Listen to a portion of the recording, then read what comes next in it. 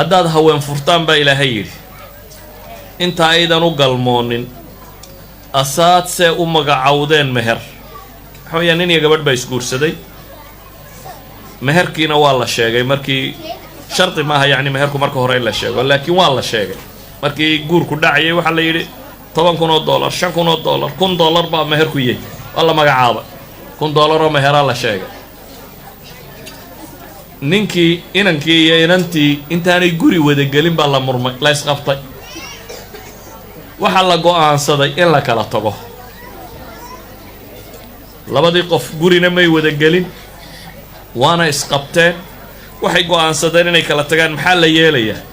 ilaahay wuxuu yidhi xukum ahaan waxa weeyaan farisfu maa faratum gabadhaasi mar haddaan loo galmoon oo looba iman oo ay cidlo kala joogeen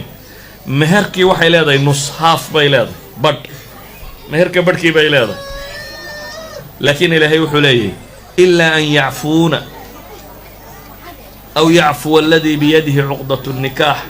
wa an tacfuu aqrabu litaqwa inay haweenaydu wax cafido mooyaane oo gabadhu xaq bay u leedahay inaad tidhaahdo waryaae waxba ha nusnuslayne nusna hay siinine raalle haw waa kaa cafiye nuskana iska tag inay ku tidhaahdo cagsiga ninkuna xaq wuxuu u leeyahy inuu yidhaahdo naa waxba nusna ha ka tegine kunkaba wada qaado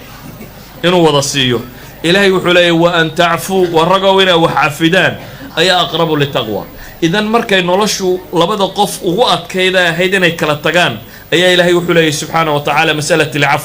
inaad ku dhaqantaan weeyaan dilku hadduu yahay wixii ugu weynaayoo la cafiyi karo xudayfa bnulyamaan iyo aabihii labadii saxaabi dagaalkii badar waa kuwii kaga hadhay heshiiskii ay gaalada la galeen dagaalkii uxud bay ka soo qayb galeen niman qariib oo aan xoog loo garanayn bay ahaayeen wakhtigii muslimiintu ay jabayeen oo arrintu qasantay ayaa muslimiintu xataa iyagii iskala garan waayeen oo seefta iska asaleen xudayfa ibnulyamaan baa wuxuu arkay aabbihii iyo muslimiintii ku goobteen oo ay gaal u haystaan oo la dilayo waa aabbihii oo muslima oo safka muslimiinta ku jiro soo dagaal tegay oo la garan waayo qolo kaloo muslimiini seefta ku boobtay markaasuu ku soo cararay isagoo leh abi war waa aabbahay kama soo gaadhine odaygii alyamaan lo odhan jiray maalintii uxud muslimiintaa dishay kaw kaga siisay xudayfa markaa isa soo taagay isagoo aabbihii la dilay raggii aabbihii dilayna ay meesha taagan yihiin xudayfa wuxuu ku yidhi markaa gafara allahu lakum ilaahay idinkana dembigiinna ha dhaafo waa nimankii aabbihii dilay kuwuu u ducaynaya wuxuu leeyahy waa aabbahaye gafara allahu lakum dembigiinna alla ha dhaafo culamaa ilxadiid waxay dhahaan maantaa kadib khayr kama zuulin xudayfa ayuha alaxiba waxaan leenahay cafisku qadiyo fardiya wuu noqdaa oo qofku inuu fardi wax u cafiyo waxa ugu weyne qof la gaadhsiiyaana waa in ama isaga wax la yeelo ama la dilo ama dadkiisa la laayo iyadana fi shariica cafisku waa ka suurtagal qadaayaadka siyaasiga ummaddana waa lagu maamuli karaa oo nebi maxamed waxaan idhi fi siyaasa daakhiliya ilaahay wuxuu faray facfu canhu wastakfir lahum washaawirhum fi lamr siyaasa alkhaarijiyana waa lagu maamuli karaa oo gaalo intaa la isdilayay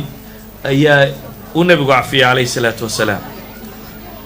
bulshada dhaqankeeda kalena wixii waxaa ka hooseeya wuxuu doonaba ha ahaado qur-aanku wuxuu inooga warramayaa xaadiثat alifk iyana maxalu shaahidku baan tilmaamaya xaadiثat alifk maxay sheegaysaa nebiga calayhi salaatu wasalaam gurigiisii oo ceeb laga sheegay aan jirin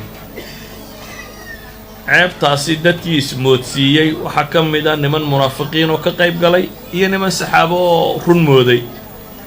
saxaabadii runta moodee warkan sheegay waxaa ka mid a gabyaagii muslimiinta ugu weynaa xasaan ibnu thaabit ayaa ka mid ah waxaa ka mid ah nebiga gabadh ay xaaskiisa walaalayiin xamna bintu jaxash saynab walaasheed waxaa ka mid ah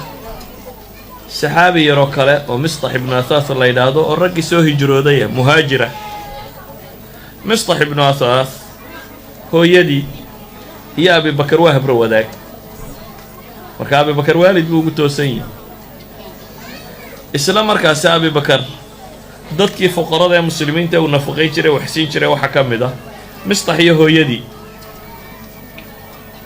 Mistax wuxuu ka qayb qaatay dadkii Caasha wax ka sheegay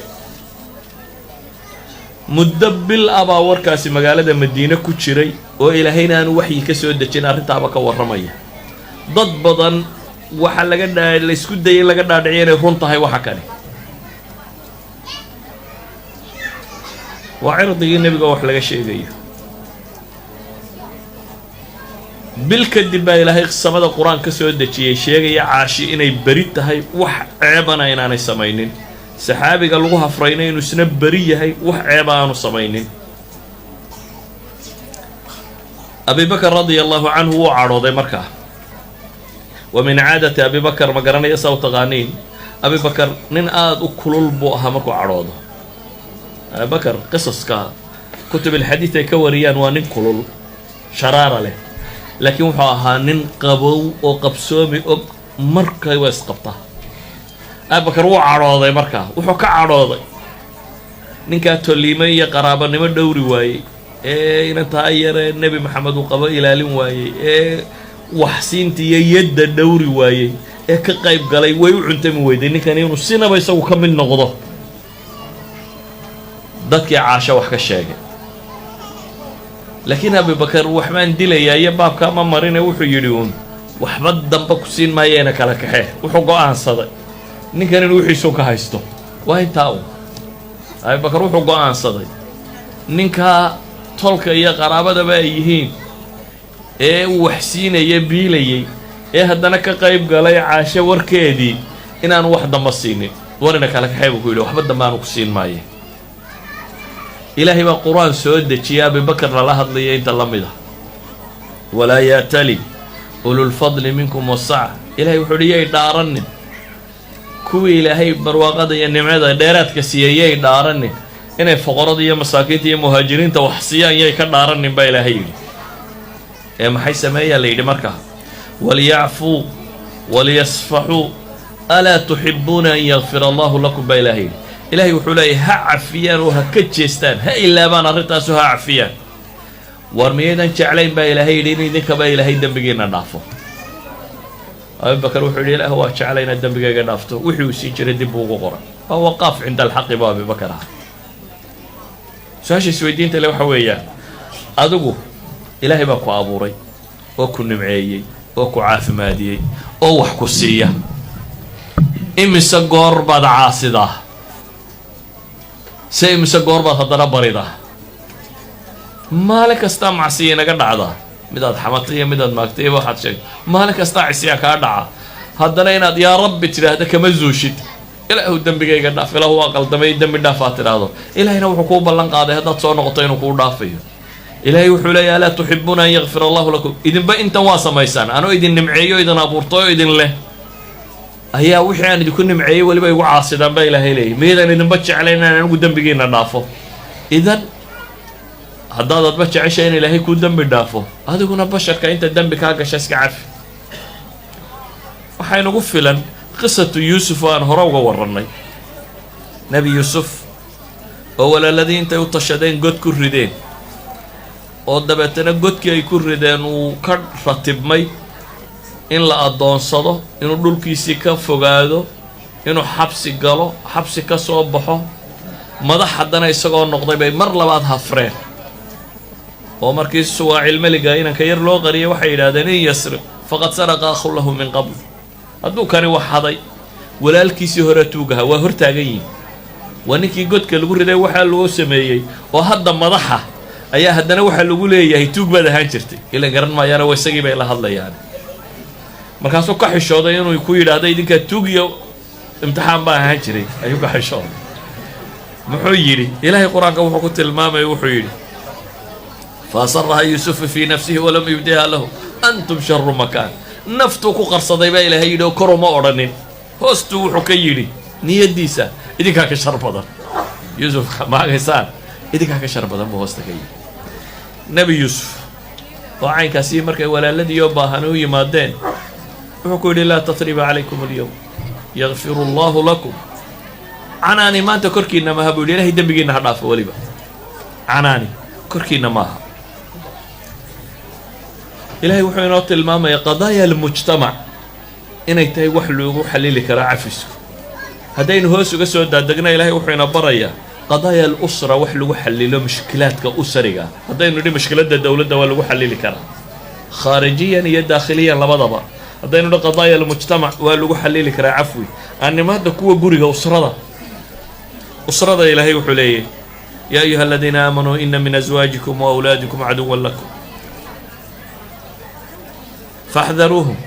wain tacfuu maxaa ku xiga watasfaxuu maxaa ku xiga watakfiruu fa ina allaha gafuurun raxiim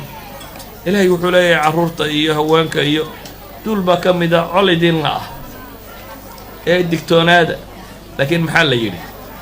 wain tacfuu watasfaxuu watakfiruu fa ina allaha gafuurun raxiim reerka iyo carruurta mushkilaadka ka yimaada xalkoodii waxa weeya haddaa cafidaan oo ka jeesataan oo ka roonaataan baa la leeyahay ragow fa ina allaha gafuurun raxiim idan mushkiladda qoyska islaantii baan u taaglaa iyo way muran badantay iyo waa intan waa adiga dulqaad yaridaada wax badan baa inaanad maqali ay ka roon tahay inaanad ka murmin ay ka roontahay